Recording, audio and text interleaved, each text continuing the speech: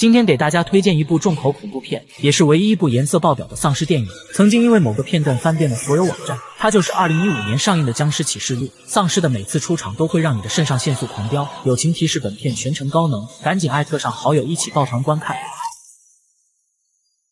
故事发生在美国一处生物实验室内，保洁男到房间打扫卫生时，无意间发现一个青筋暴起的男人。他好奇地上前查看，不料刚一伸手，男人突然抽搐起来，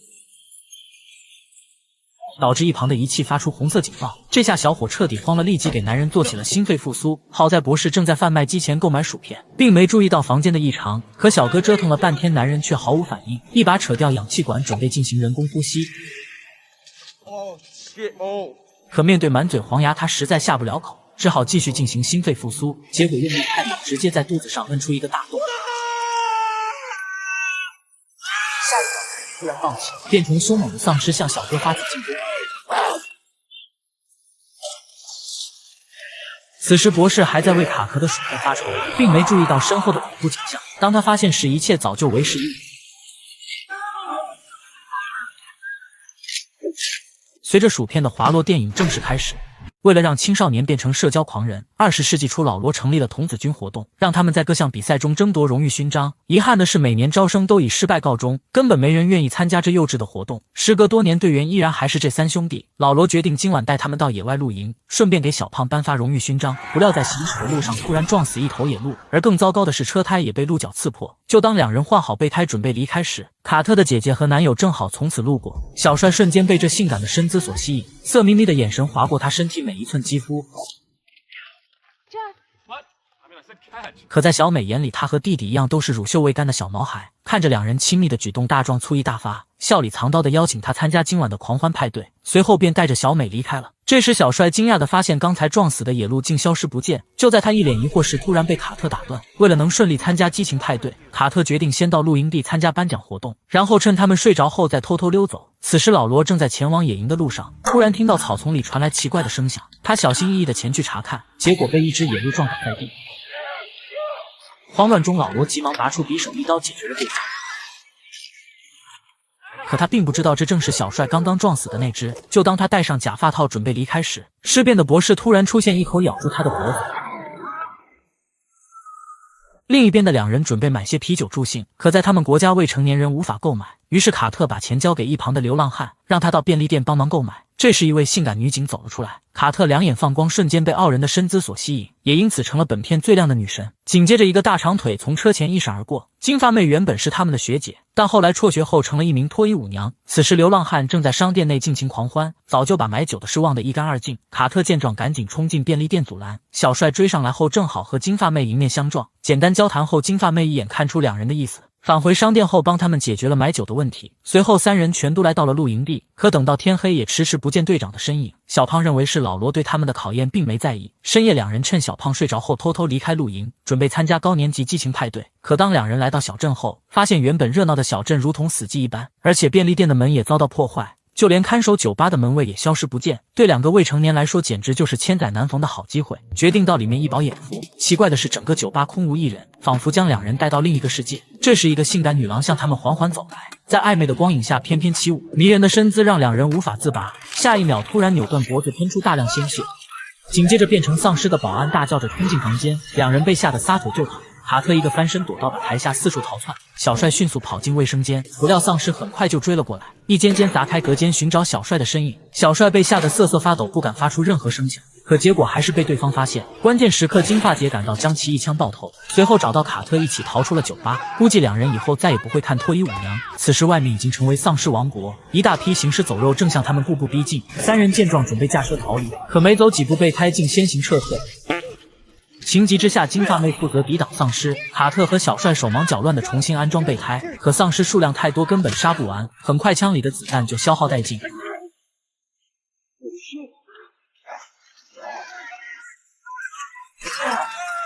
好在千钧一发之际，三人成功坐上了汽车，随后来到警局求助，结果发现这里早就空无一人。果然乱世中的警察最不靠谱。眼看丧尸越来越近，三人赶紧躲进房间并堵住房门。谁知下一秒，一只丧尸警察突然出现，对他们进行无差别射击。好在紧急时刻，卡特拿到墙上的消防斧，在小帅的配合下成功完成了反杀。结果没帅过2秒，一大群丧尸冲进房间，三人无路可走，顺着走廊一路逃到地下室，最后跑进牢笼才成功逃过一劫。但他们也被彻底困在了这里。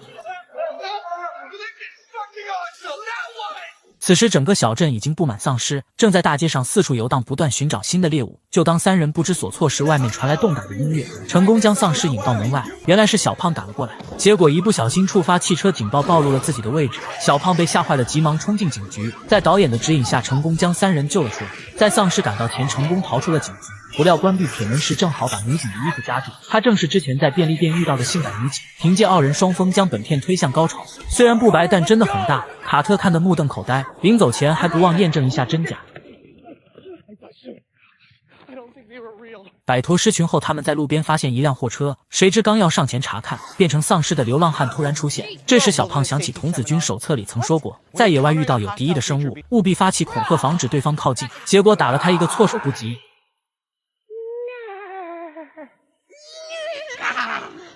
就在小胖不知所措时，突然发现他竟是小甜甜布兰妮的偶像。一曲肝肠断天涯何处觅知音，一人一时开始演奏那首经典的 Baby One More Time。 How you want it to be. What are you doing? Tell me, baby, cause I need to know. Tell me, baby. 原来是一名士兵正好路过，士兵表示某种生化病毒正在迅速传播，军方已经撤离80%的幸存者，几小时后将会开启毁灭计划。这时卡特突然想起还在参加派对的姐姐，让士兵带他们前去救援，可他们到达地点后才发现被骗了，大壮交给他的竟是假地址。就在这时，车上的士兵突然发生变异，向金发姐发起猛烈进攻。三人听到动静后赶紧上前帮忙，结果看到恐怖的一幕，可想而知金发姐被前男友伤得有多深。这时对讲机里传来声响，表示2个小时后将会这片区域进行空中轰炸。卡特彻底慌了，离开前必须找到自己的姐姐。这时他想起姐姐有写日记的习惯，每件无聊的事都会被他记录下来，派对地址肯定就在上面。于是三人冒着生命危险偷偷返回家中，可找了半天也没找到。此时邻居老太太已经变成嗜血丧尸，并悄悄地走进房间。卡特听到动静后赶紧下楼查看，小帅和金发姐继续在楼上寻找日记。这时他凭借女人的第六感一眼看出小帅暗恋着小美，为了帮他提高自信，金发姐果断出击，向他传授征服女人的秘诀。另一边卡特准备上楼时，突然遭到老太太的偷袭，一把将他摁倒在地，也想给他传授恋爱秘诀。好在小胖出手相救，一棍把老太太的假牙逼出体外。不料尖叫声引起丧尸的注意，再次向2人发起进攻。逃跑中，卡特再次被老太太抓获，一把扯下她的裤子砍了上去。好在老太太的假牙已被打掉，并没有对她造成伤害。小胖解决掉丧尸后，赶紧上前帮忙，用破碎的窗户将老太太直接送走。紧接着一大波丧尸冲进房间，2人急忙冲到楼上，并用柜子顶住房门，现在只能从窗户逃走，而且下方正好有一个超级蹦床。卡特和金发姐通过蹦床顺利来到对面。由于小胖体型太重，虽然中途出现了一些插曲，但还是有惊无险的逃了出去。当小帅准备离开时，丧尸已经撞破房门，正好看到日记本从衣柜里掉了出来。当他捡起日记想要逃跑时，跳床上已经站满丧尸，千钧一发之际，小帅抓住一根救命稻草，还好冲上来的是一位大爷。要是大娘的话，早就彻底凉凉。眼看手中的牛被拉到极限，金姐再次跳入院墙，吸引丧尸的注意。小帅趁机通过蹦床，终于逃出升天。随后众人躲进老太太家，准备开着她的车前往派对地点。然而下一秒，一只丧尸喵突然出现。好在金发姐身手敏捷，利用平底锅轻松化解。而恐怖的是，黑暗中还有10几双眼睛正注视着他们。众人见状，急忙冲进车库驾车逃离。来到半路，金发姐决定和他们分头行动，自己到城外寻找救援。为了在2小时内救出姐姐，三人直接冲进超市，利用童子军技能制作消灭丧尸的武器。此时派对里的人还在激情热舞，根本不知道外面的世界已经彻底沦陷。小美得知大壮给了弟弟假地址后，狠狠甩了他一耳光。大壮露出渣男本性，一把将小美推倒在地。当他再次进攻时，丧尸闺蜜突然出现，一口咬断她的脖子。原来几分钟前，闺蜜被男友带到小黑屋，准备对她进行全身检查，结果还没开始，一只丧尸突然出现。当闺蜜察觉到异常时，早就为时已晚。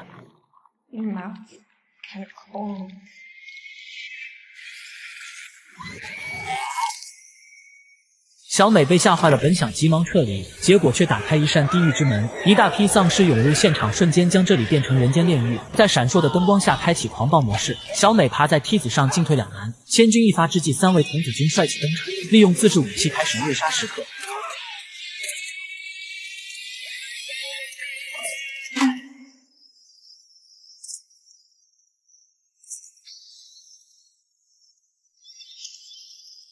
最后在3人的配合下，成功将小美救了下来。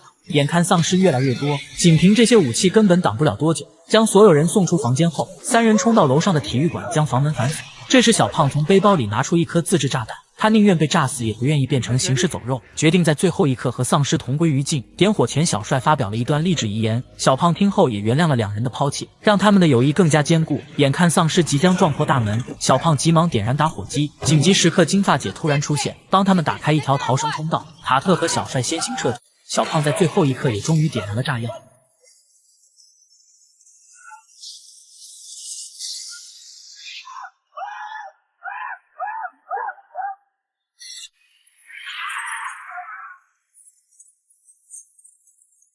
然而就在大家庆幸时，面目全非的老罗再次出现。就在几人四处寻找武器时，一颗手榴弹从天而降。